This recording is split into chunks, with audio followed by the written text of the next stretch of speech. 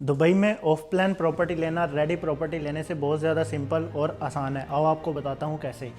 Of plan property लेते हुए इसमें सबसे ज़रूरी पार्ट होता है पेमेंट प्लान का, जो कि पेमेंट प्लान डेवलपर की तरफ से होता है, डिफरेंट होता है। किसी में 40-60 होता है, किसी में 60-40, 50-50 या 80-20।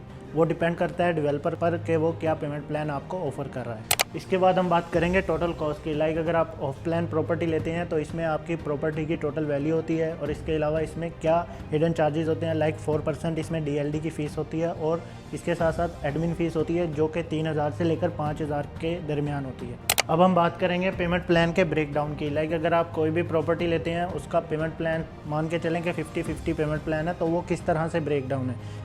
अब आपने जो ऑफ प्लान प्रॉपर्टी सेलेक्ट की है उसका पेमेंट प्लान है 50-50, और उसका जो दौरानिया है प्रॉपर्टी रेडी होने का वो है 4 साल का, जिसमें डेवलपर आपको देता है फ्लेक्सिबल पेमेंट प्लान 50-50 आपको ड्यूरिंग कंस्ट्रक्शन देना है, जिसमें आपको 20% डाउन पेमेंट और 4% डीएलडी की फ़ीस के साथ एडमिन फ़ीस मिलाकर ये अमाउंट होती है। उसके बाद आपको थोड़ा थोड़ा करके वो जो जितने भी 3-4 साल का पीरियड है उसमें वो 50% पूरा करना होता है।